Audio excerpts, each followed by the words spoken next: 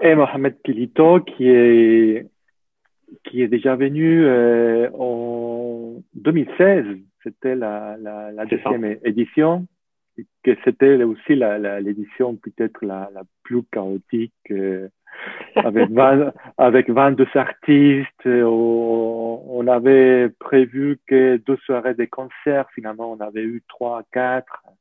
En plus, c'était pendant les mois de juillet, alors qu'on a eu des journées de 40, 43, 44 degrés.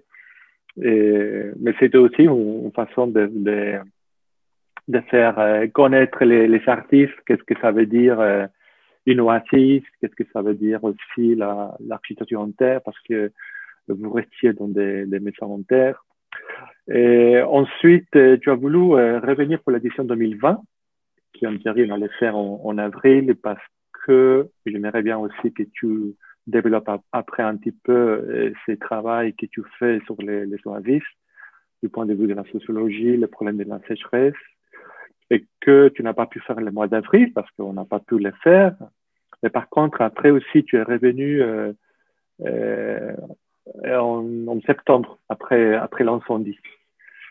Et ensuite, le mois de décembre, tu es revenu encore une fois pour continuer ton travail. Vu aussi cette décision, oui, certains, un peu à la dernière minute, de ce qu'on fait. On ne fait pas l'édition 2020, même si c'est qu'avec les artistes qui étaient sur le territoire marocain. Mais que, bon, il y avait aussi d'autres aspects de soutien, même si c'était qu'en étant là-bas, euh, aussi par rapport à Armel, par rapport à d'autres gens de l'Oasis.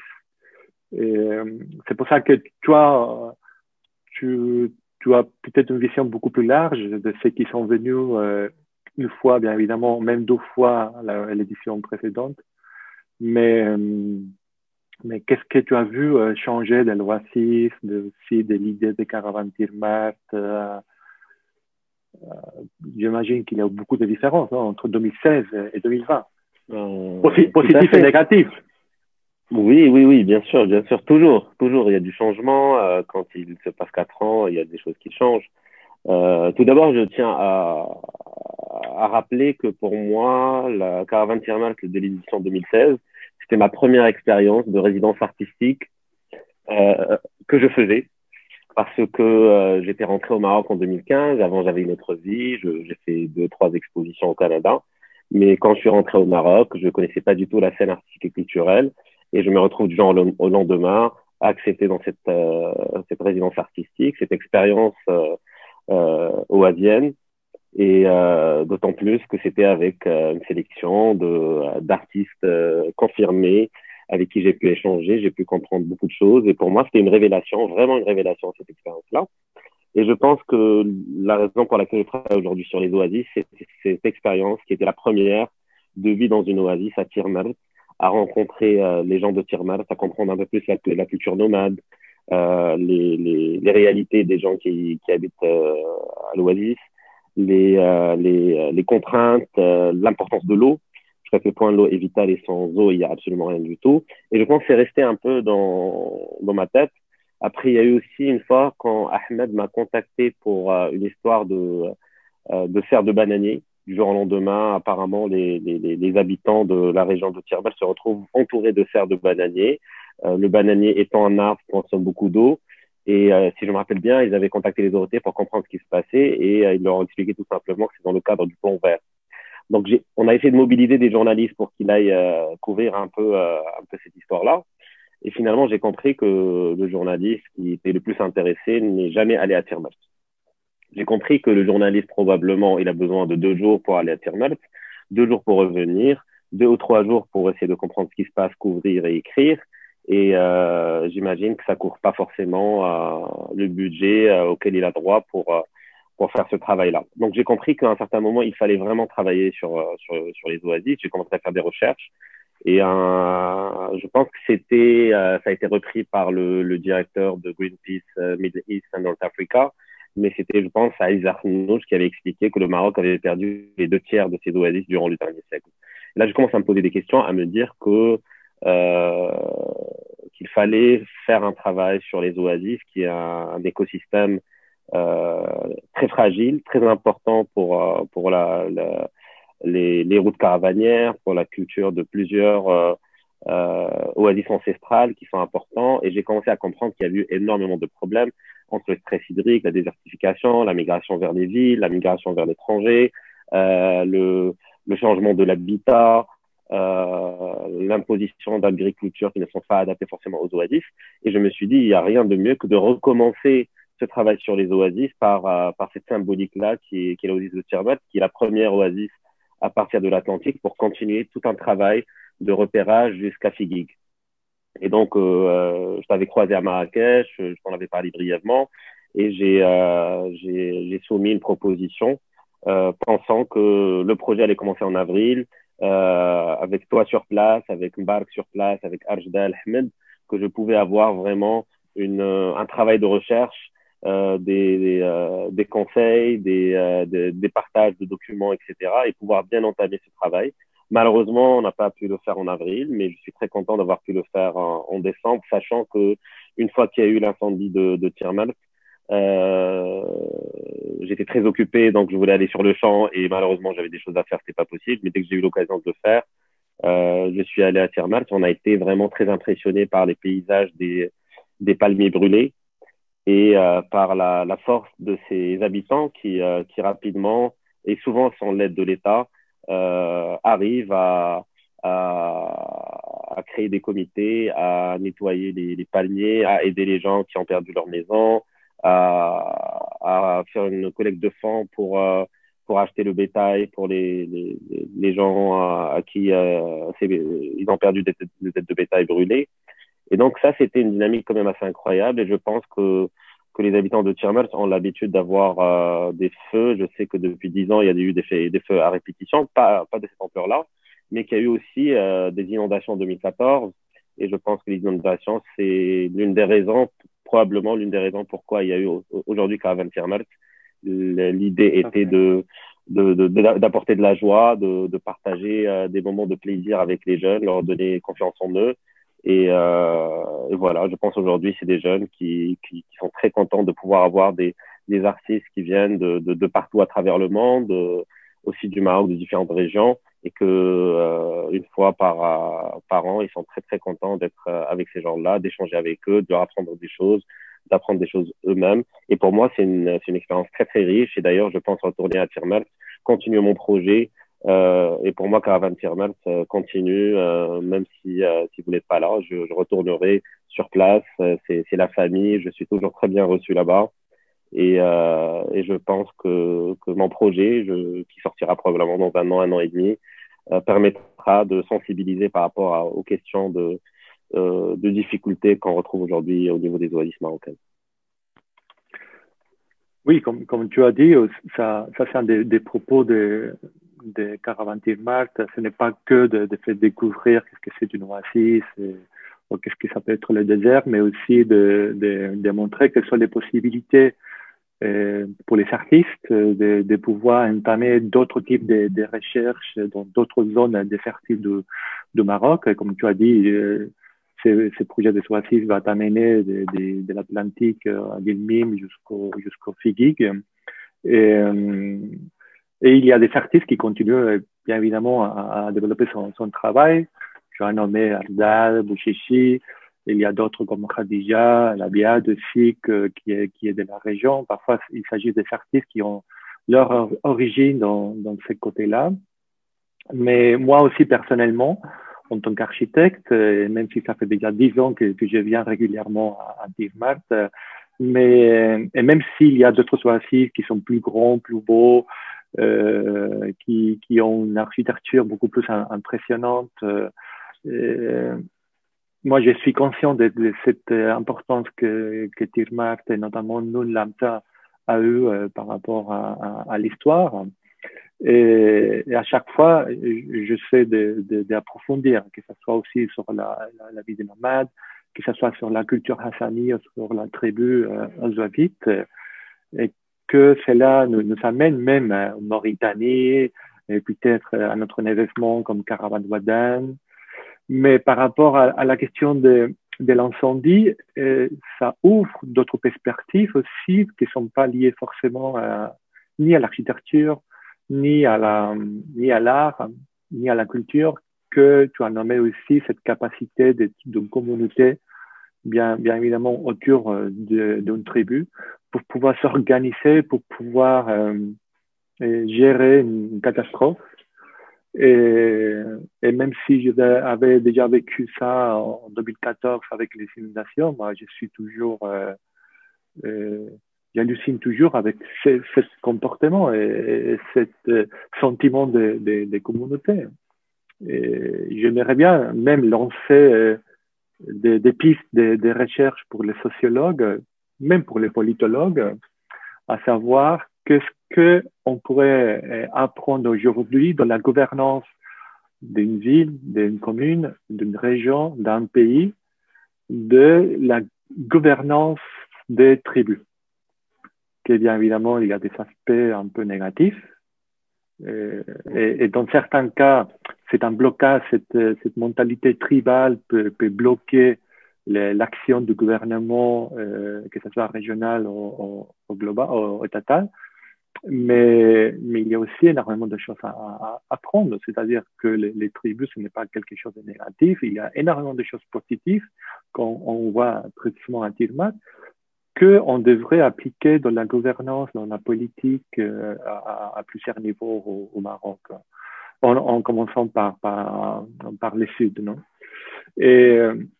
Mais cette question qui peut paraître un peu anecdotique, au fait pour toi, peut-être aussi ça peut être très intéressant de faire les liens entre qu'est-ce qui se passe dans ce oasis et quelle est la communauté, quelle est la tribu qui gère cet oasis.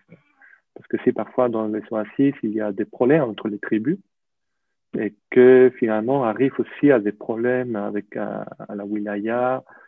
Et c'est là aussi fait que dans certains aspects, il y ait des problèmes, comme ça peut être face à une catastrophe qui l'État est incapable de gérer ou il ne veut pas gérer ou il ne sait pas. Moi, je ne sais pas non plus qu'est-ce qui se passe là-bas. Non, mais non, tu as raison. Tu as raison. J'ai un peu senti ça.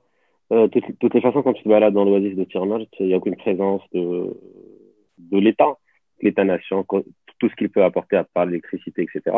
Mais il n'y a aucune présence. Tu te poses une question, est-ce qu'il n'y a aucune présence parce que c'est une configuration clanique ou tribale qui ne veut pas que l'État soit impliqué ou présent au niveau de l'oasis? Est-ce que c'est l'État qui refuse d'être là? Il y a un travail de recherche assez intéressant à faire à ce niveau-là. Je suis très d'accord avec toi. Je suis très, très d'accord avec toi. Après, j'ai compris que la tribu des Azouafites était très présente, était assez forte. J'ai posé des questions par rapport à s'il y avait des frictions entre les communautés berbères, sahraouis, etc. On me dit probablement dans d'autres régions, oui, mais à Tirmat, il y a un vivre ensemble assez particulier. Puis à part que quand il y a les élections où ses origines commencent vraiment à influencer les choix et là on le sent pour une petite période, mais sinon apparemment c'est pas du tout le cas, les gens sont pas mal mélangés. Mais je pense qu'il y a un travail à faire au niveau de la gouverne, à essayer de comprendre un peu le système qu'ils utilisent et pourquoi finalement quand il y a ce genre de catastrophe naturelle, il y a quand même pas forcément une réaction rapide des autorités. À un certain moment, les habitants décident d'eux-mêmes de trouver des solutions, soit pour aider les populations locales, soit pour nettoyer, pour ramasser de l'argent, etc. Et je trouve qu'ils le font de manière assez extraordinaire.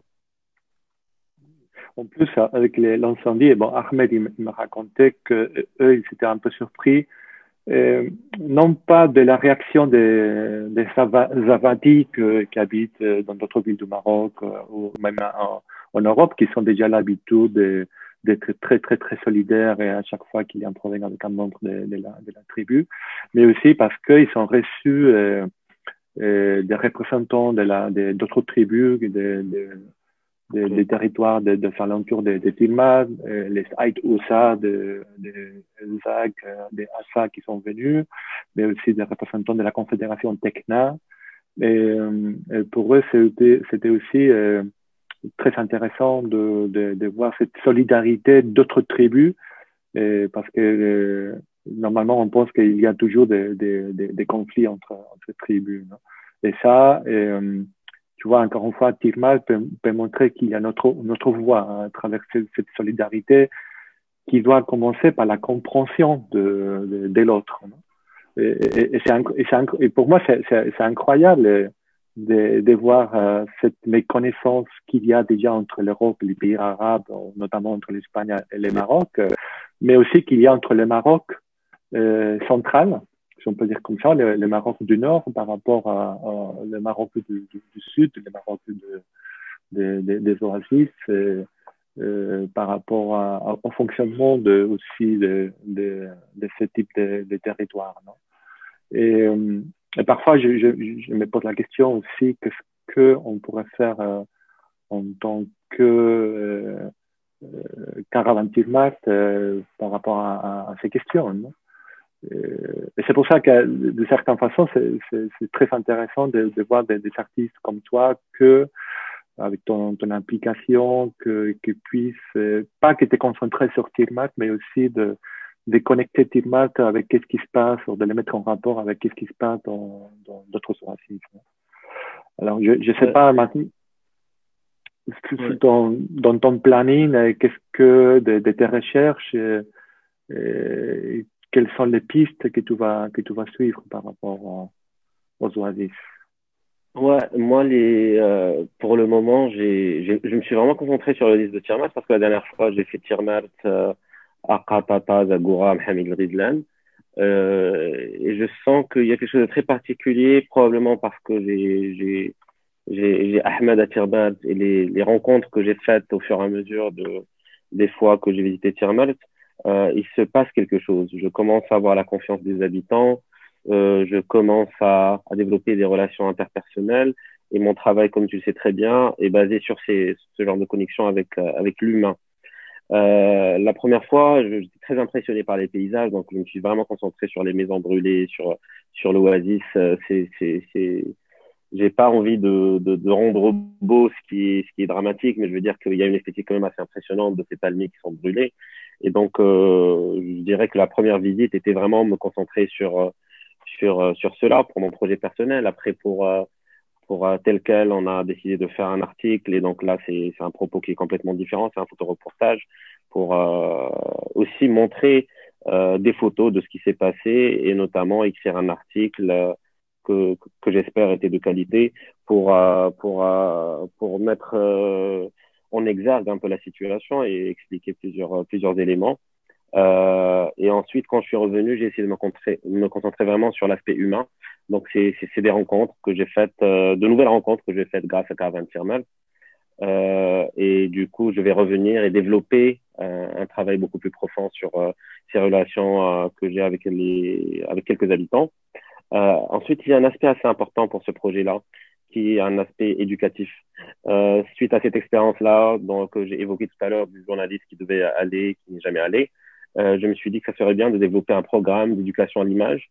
L'idée étant de faire des formations. À chaque fois que je suis dans une oasis, dans un village, je suis en train de collecter des appareils photos. Souvent, il y a beaucoup de photographes ou des gens qui achètent des appareils photos, qui sont des appareils photos numériques, qui sont très très bien, pas dernier cri, mais qui font très très bien l'affaire pour des ateliers et en laisser une à chaque fois dans un village pour permettre, dans le cas où il y a quelqu'un qui veut documenter une certaine réalité, s'il y a une catastrophe, s'il y a une belle expérience aussi, qui donne de l'espoir. Et voilà, l'idée étant de pouvoir avoir l'outillage pour documenter, pour écrire et d'envoyer le travail à des magazines, à des journaux qui, eux, ne peuvent pas forcément se déplacer pour les raisons évoquées plus tôt. Donc, il y a un aspect à la fois éducatif, il y a une idée de produire un livre de photographie, pouvoir aussi faire des présentations dans les écoles. Donc, c'est un projet qui a différentes branches que j'essaie de développer. Et pour revenir un peu à Caravan Tirmat, Moi, je me rappelle à l'édition 2016, presque tout le monde donnait des ateliers. Et je suis venu avec l'idée de donner un atelier. Malheureusement, j'ai été très pris par les 4-5 premiers jours par une exposition que je préparais au Macal.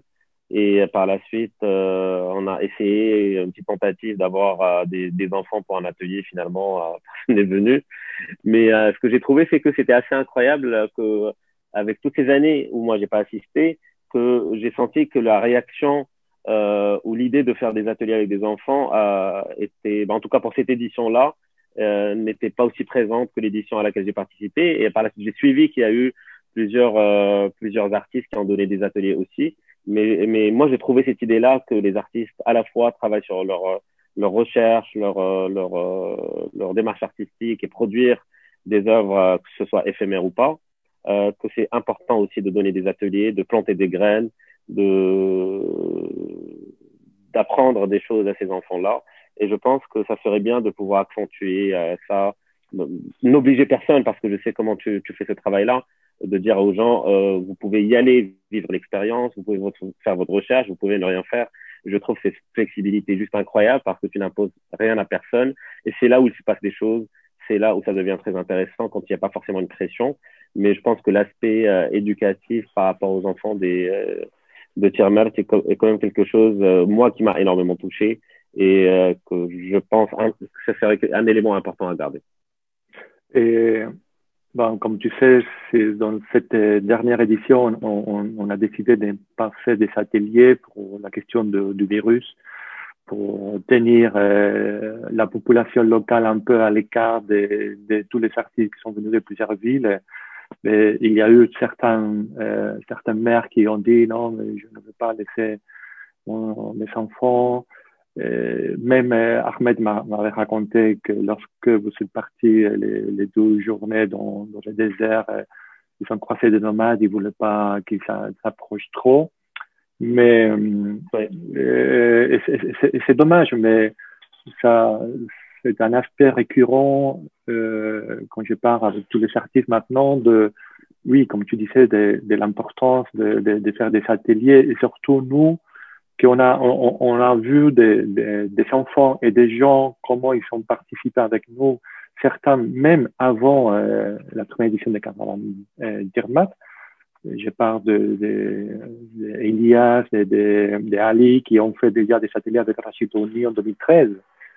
Et on voit cette importance. Par contre, on sait que cette année-là, il y a eu une espèce de formation personnalisée avec Gazan, avec Zaragan. Hier, tu pourrais écouter aussi la conversation que j'ai eue avec Gazan. Il m'a parlé, non, je me suis accroché à Kivito, je lui ai posé 20 000 questions, il m'a répondu, j'ai appris énormément de choses. Il racontait aussi comment, jusqu'à l'année dernière, qu'il est venu encore une fois d'Esmara et qu'il a commencé à nous aider, à accompagner Ibtihad, à accompagner après les étudiants de l'IMBA. C'est là qu'il a décidé de commencer à faire la photo et avoir la photographie de notre façon. Et comment il a commencé même à se gagner un peu d'argent en faisant de la photo pour la publicité à Smara. Et comment maintenant, il a raconté les projets qu'il a pour pouvoir travailler sur l'architecture de Smara, sur les nomades. Et tu vois, c'est aussi les conséquences que des gens comme toi, comme d'autres photographes viennent et qu'il n'y ait pas et moi, je m'attache beaucoup à ça, qu'il n'y ait pas une différence entre ce qui est un artiste professionnel qui peut être déjà même établi dans les milieux de l'art contemporain au Maroc et ailleurs, et quelqu'un qui connaît rien. Aussi, il m'a fait le même commentaire qu'Ahmed Dabah en 2015 sur la question de Carlos.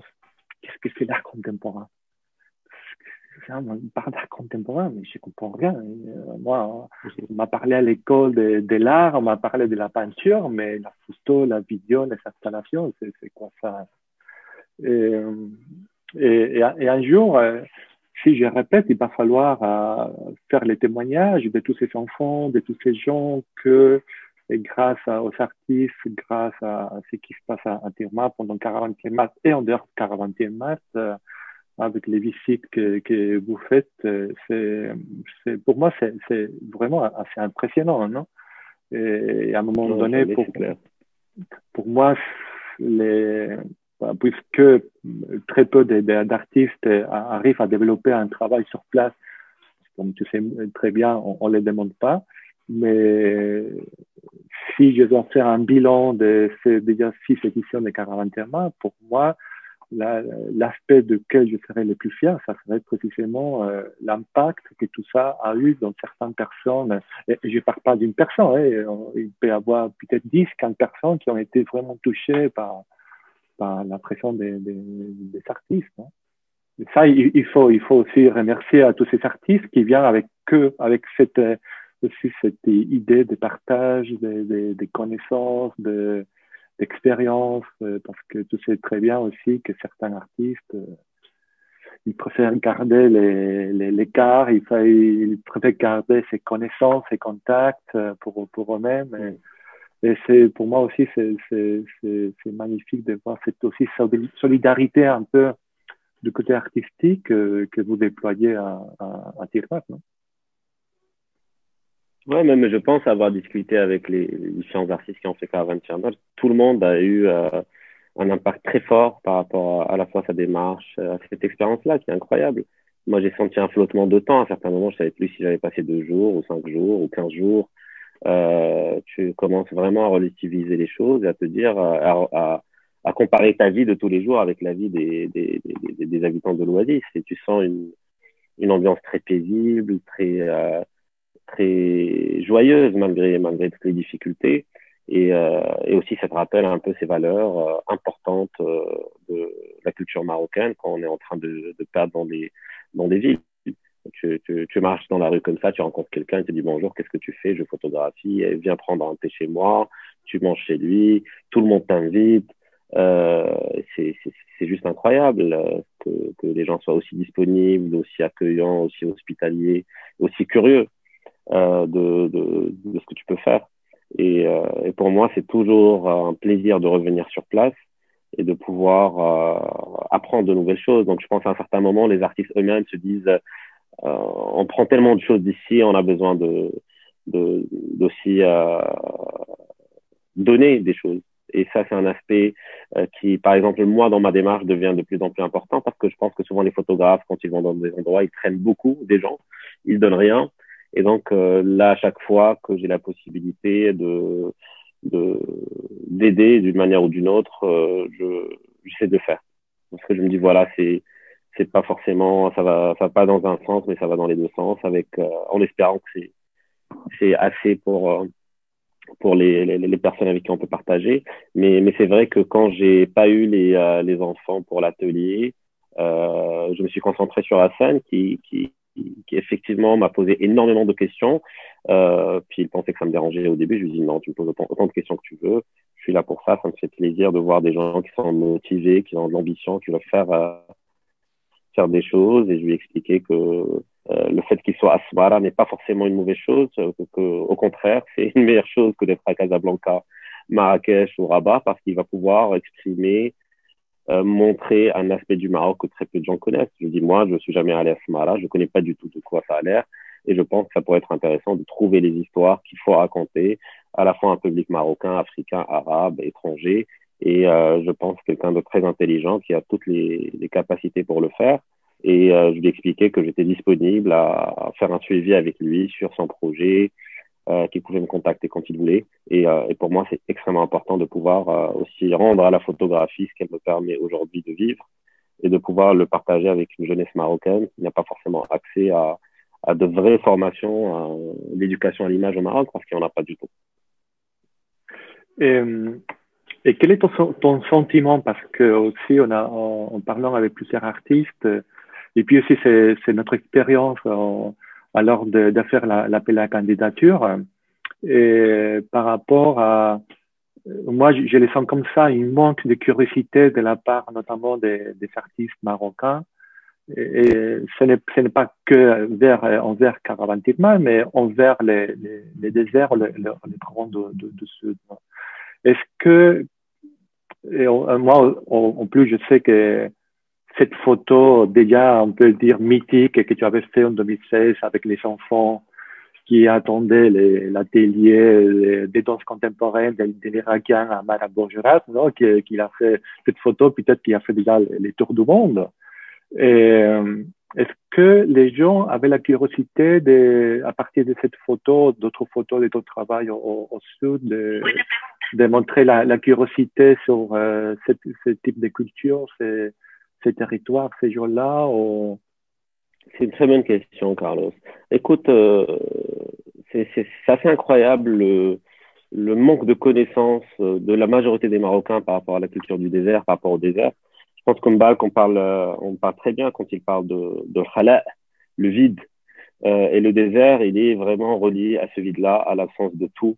Et moi, quand je parle à beaucoup de gens du désert, notamment à mon père, à ma famille, à beaucoup de gens autour de moi, des gens qui ont voyagé, des gens qui lisent, qui sont curieux, ils ont très très peu de connaissances de leur propre culture, sachant que les plus grandes dynasties marocaines viennent des régions du sud. Je ne pense pas que cette photo, au-delà de l'esthétique de la photo, est vraiment permis de développer une certaine curiosité des gens par rapport aux cultures du désert ou désert ou aux oasis.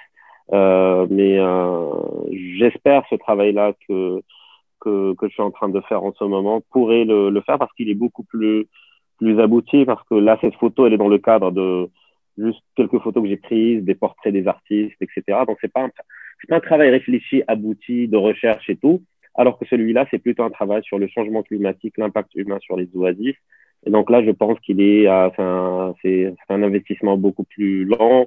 C'est un travail de probablement d'1 an et demi ou 2 ans. Et donc là, moi-même, je ne sais pas ce que je vais découvrir en rencontrant des gens, en voyageant, en sillonnant les oasis.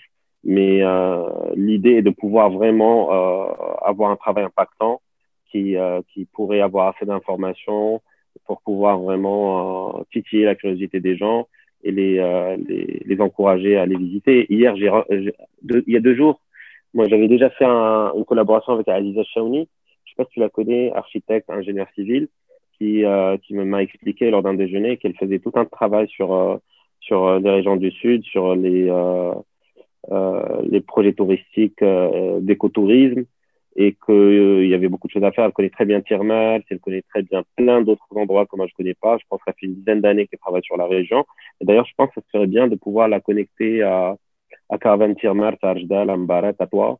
Parce que je pense qu'elle a une vision qui est assez intéressante et elle travaille avec une équipe d'étudiants qui sont en train de faire de la recherche sur la région. Et je pense que ça serait bien de pouvoir faire rencontrer les deux et voir si ça peut mener à des résultats intéressants. Oui, j'ai dû la rencontrer, c'était en 2016, 2007, Anne Hamid, on avait échangé parce que elle faisait un projet d'écotourisme pour les frères Esbaï, Anne Hamid et Gislan, que je connaissais que à ce moment-là, j'étais aussi en train de collaborer avec eux, avec le festival Taragal de Hamid. Et on a échangé pas mal d'infos, mais après, tout est resté là-bas. Mais oui, il est vrai que les plus de gens qui s'intéressent au Sud, que ce soit des architectes, que ce soit des artistes, que ce soit des journalistes, que ce soit des archéologues, des historiens, les plus de connaissances que l'on va avoir, parce qu'il y a aussi énormément de choses qu'on ne connaît pas. Non? On connaît pas vraiment. Et en plus, on connaît d'un côté, on ne saisit pas encore l'importance que ces territoires ils ont eu pour l'histoire du Maroc, mais aussi pour l'histoire des pays voisins, non? Comme la Mauritanie, même l'Algérie, l'Espagne. Le Mali.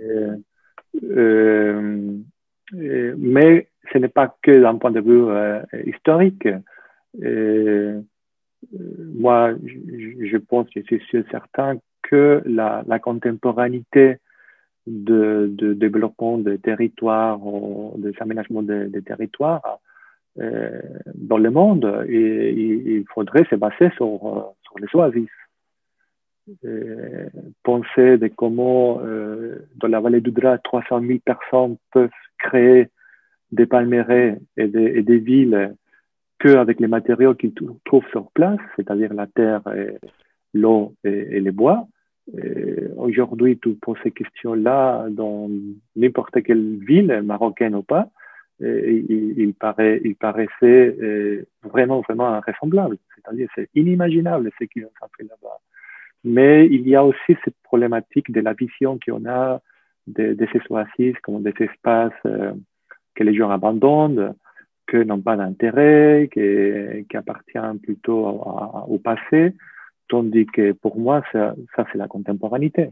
Il faut vers là. Et qu'il faudrait tout simplement les faire évoluer et l'adapter. Mais la base, c'est la même. C'est s'adapter à des contraintes climatiques très extrêmes en utilisant ce qu'on a sur place au lieu d'aller les chercher ailleurs. Et avec cette mentalité, que d'ailleurs c'est la même qui utilise les nomades dans des conditions encore beaucoup plus extrêmes, et comme ils sont capables de s'adapter parfaitement avec encore beaucoup moins d'éléments, puisqu'ils sont en train de se déplacer tout le temps, mais cette mentalité, après tu peux l'appliquer n'importe où, que ce soit dans le nord du Canada, et que d'ailleurs, comme tu sais, ils se débrouillent aussi très bien avec leurs propres méthodes, mais dans d'autres villes, on a perdu cette capacité, on va toujours vers les standards au lieu de chercher les identités dans tous les sens. Non? Et c'est dans ce sens-là qu'il y a énormément de boulot à faire. Et je ne sais pas si avec Caravane Termat, on pourrait y arriver, on pourra avancer parce que, comme tu sais aussi, quand on voit les expositions d'Erda, de Bouchichi, d'autres artistes qui sont basés vraiment sur le Sud, là, on voit aussi la potentialité de la contemporanéité, de la culture de ces lieux-là. Hein.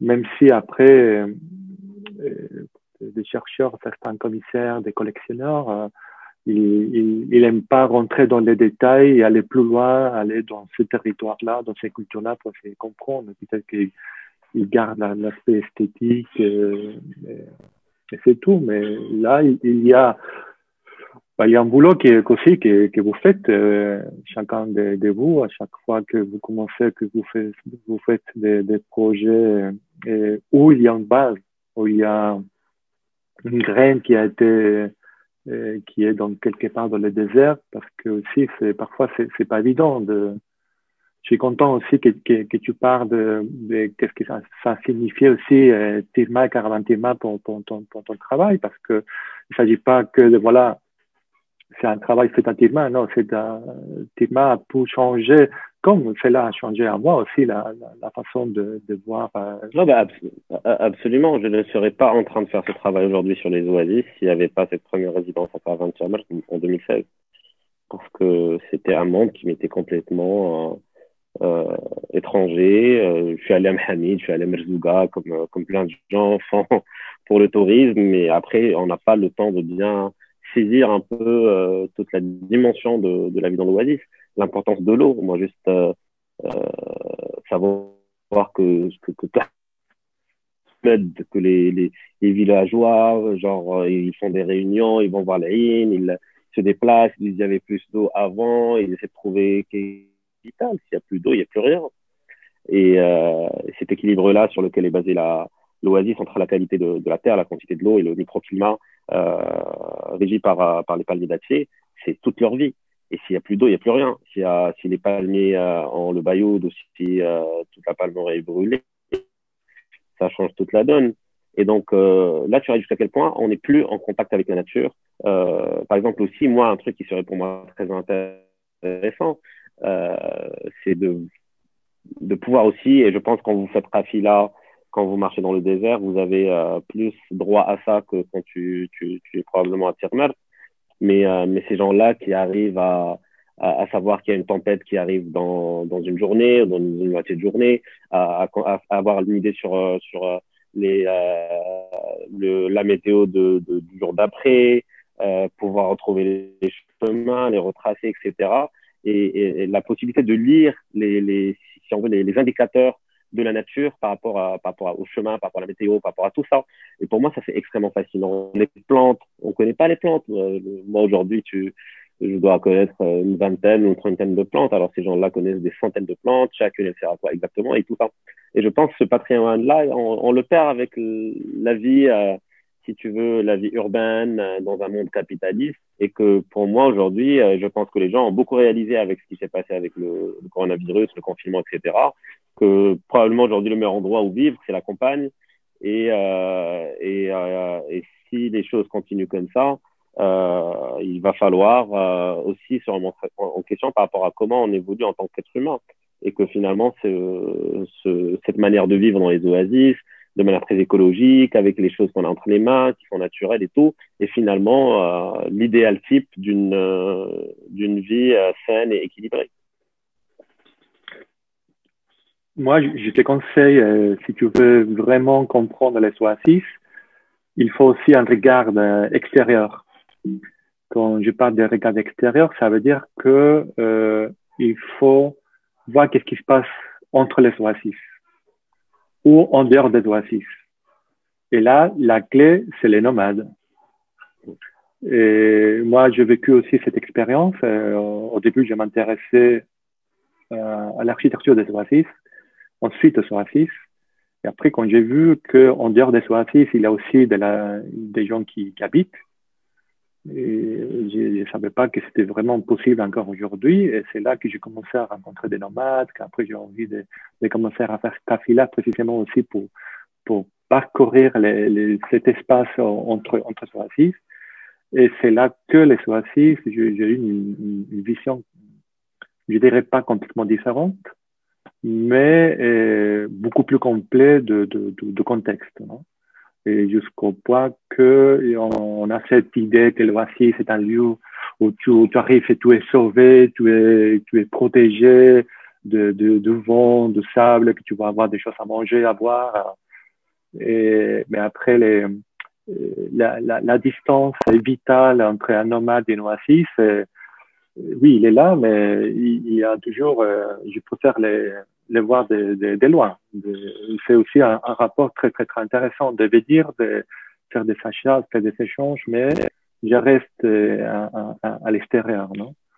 Et ça c'était aussi, certaines personnes peut-être ne se rendent pas compte, mais dès que en 2017, avec Caravan Tilmaz, on a commencé à faire une soirée chez les nomades.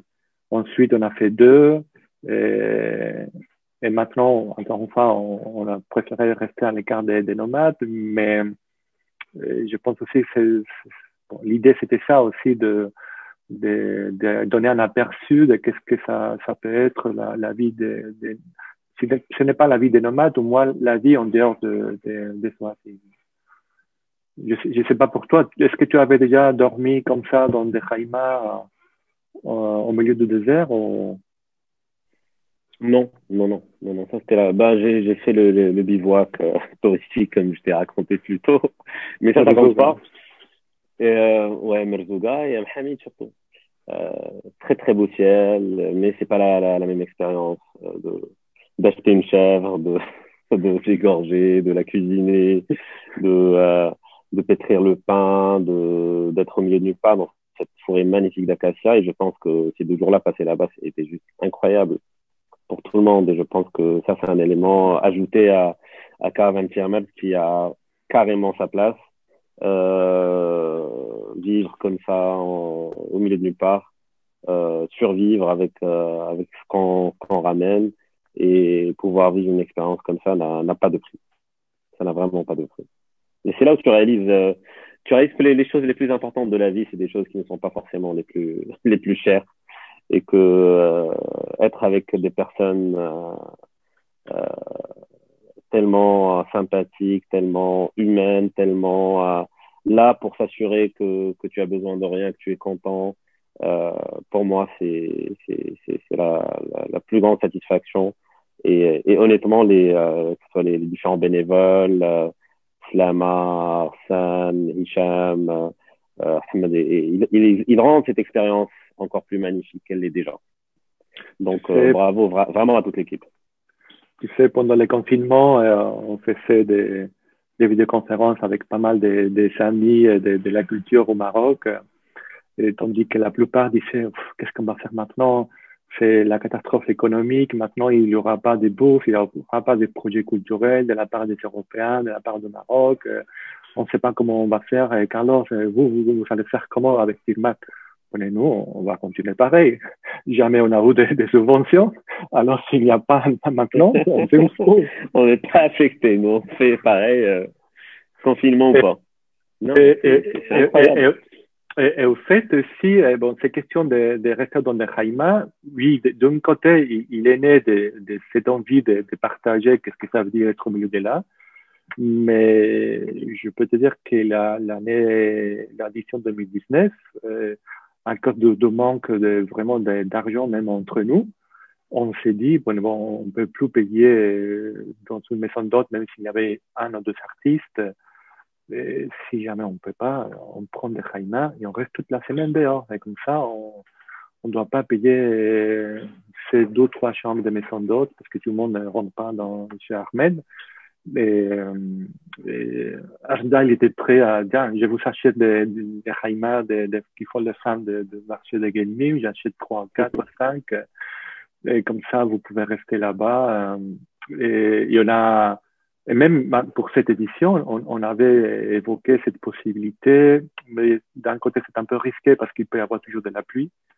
Et puis, de l'autre côté, c'était bien pour ne pas avoir de problèmes de virus avec la population. Mais après, en parlant entre nous, on a dit, on peut pas rester tout le temps dehors parce que sinon, les gens, ils vont pas avoir cette première impression de qu'est-ce que c'est aussi une oasis. L'idée, c'est d'avoir une balance. Mais par rapport à toutes les questions que j'ai posées à tous les artistes, la question, ce n'est pas si on continue à faire ça, sinon combien de nuits on fait. Est-ce que une, c'est assez ou pas? 2, c'est bien? Peut-être 3, peut-être 4. Et nous, on va continuer comme ça. Mais aussi, à fin de compte, c'est aussi cette mentalité des gens de Soasis, des nomades. Tu fais avec tes possibilités. Si tu n'as pas d'argent et que tu peux pas loger tout le monde dans des maisons d'hôtes avec la salle de bain, l'eau chaude, et finalement il faut rester plus de temps dans le désert de Haïma, tu le fais. Hein. Mais en fait, ce qui est aussi assez intéressant, je ne sais pas par rapport au dossier que vous recevez, j'avais posé la question à Arjda, il m'a dit qu'il n'était pas forcément très impliqué dans cette partie-là, mais en tout cas cette année. Mais moi, de mon côté, il y a énormément de gens qui me contactent, qui me posent des questions sur Caravan Tirmat. Il y a Iman Faher, à qui j'ai parlé dernièrement, que j'ai vu m'encourager à faire l'expérience. Elle m'a dit qu'elle allait envoyer un dossier. D'autres personnes, et en tout cas, au niveau de la scène qui est très restreinte marocaine, il y a un intérêt énorme par rapport à Caravan Tirmat, savoir tous ces artistes qui vont, qui en parlent avec émerveillement. Et les gens se posent la question, c'est quoi? On a envie d'y aller aussi et de voir. Et voilà, les conditions de la résidence leur importent peu, qu'il y ait de l'argent ou pas, que ce soit dans l'attente ou pas. Je pense qu'ils sont prêts à jouer le jeu parce qu'ils comprennent que la force de cette résidence, c'est exactement ça. C'est le fait de ne pas avoir de financement, c'est de la continuer, qu'elle existe malgré tout, avec un travail bénévole énorme. Et honnêtement, ce qui n'a pas changé, moi, à mes yeux, c'est que tu es toujours reçu de la même manière, avec beaucoup d'intention, tu te poses, on fait un travail sur les besoins. Ahmed va s'assurer de t'emmener aux endroits où tu as besoin d'aller pour faire ce que tu as besoin de faire. Et je pense qu'avoir un accompagnement comme ça par rapport à un travail est un luxe, parce que même dans d'autres résidences auxquelles moi j'ai participé, il n'y avait pas vraiment il n'y avait pas forcément une implication aussi forte. Et ça, c'est vraiment une valeur ajoutée à Caravan Tirmat. C'est pourvu que ça reste comme ça. Mais tu sais, ces questions-là, ça compte pas alors de considérer les dossiers. Et le fait que les changements de mentalité des enfants, des gens dont on a déjà mentionné, ça compte pas non plus. Eux, ils sont, et quand je parle de eux, je parle de ministère de la Culture, je parle de la Fondation Rafak, je parle de Kamel Daza, je parle de Roberto Chimeta, je parle d'Anna Lint, je parle de l'Institut français, je parle de l'ambassade hollandaise, et tout ça, des institutions auxquelles, pendant toutes ces années-là, on a envoyé des dossiers et moi, je me disais, soit ils comprennent rien, soit ils sont dans une attitude administrative de tout ce qui se sort de ce qui sont d'habitude, c'est pas possible, c'est pas intéressant.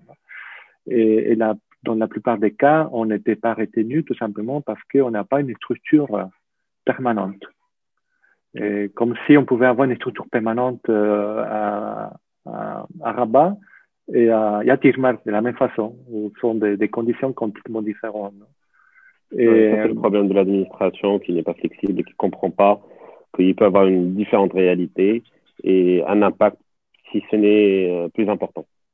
Oui, et à un moment donné, on était confronté à dire qu'est-ce qu'on fait et moi, personnellement, je dis non, on ne va pas modifier ce qu'on fait là-bas, tout simplement pour pouvoir rentrer dans les standards de ces jours-là.